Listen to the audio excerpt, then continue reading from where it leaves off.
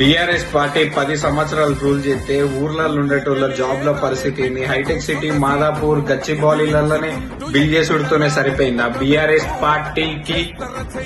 మా కాంగ్రెస్ పార్టీ ఈ రోజు వారం రోజుల కింద జాబ్ మేళా పెడితే కొన్ని వందల మంది, వెయ్యిల మంది స్టూడెంట్స్ వచ్చి జాబ్ల కోసం నిల్చొని ఉన్నారు. ఎందుకు ఈ పరిస్థితికి దిగజార్చింది ఎవరు? బీఆర్ఎస్ పార్టీ. ఓన్లీ హైటెక్ సిటీ, మాదాపూర్, జూబ్లీ హిల్స్ ఈ ఏరియాలలోనే పైసలు వస్తున్నాయి. ఇన్కమ్ ఇటు నుంచి పైసలు వస్తలేవా ఊర్లకి వెళ్ళి? ఓన్లీ ఓట్లప్పుడే పోతారా ఊర్లకు? మా కాంగ్రెస్ పార్టీ చేసింది. నేను గ్రేట్ గా చెప్పుకుంటా. బస్సు ఫ్రీగా ఇచ్చింది, గ్యాస్ సిలిండర్ ఇచ్చింది. దేనికి ఇచ్చింది? ప్రతి ఒక్క పేదోడు అనేటోడు మంచిగా బ్రతకాలి, కొంచెం జీతం వస్తుంది కాబట్టి మీ లెక్క లక్షల కోట్లు సంపాదించుకొని పక్కకు జరిగేది కాదు కదా మనుషులు, పేదోళ్ళు. మీ లెక్క కాదు కదా లంగలు, దొంగలు మనుషులు వాళ్ళు.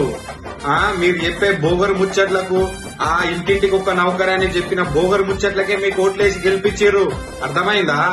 దీన్ని అర్థం చేసుకోకపోతే ఇంకా నువ్వు జీవితంలో కూడా నిల్చొని కూడా దండగా మళ్ళా ఏంది రేవంత్ రెడ్డిని పక్కకు జరుపుదామని చెప్పి. రేవంత్ రెడ్డి సార్ కు పొజిషన్ లేనప్పుడే కేసీఆర్ గారిని ఫామ్ హౌస్ లో బండబెట్టిండు. అర్థమైందా? అది ఆయనకున్న దమ్ము.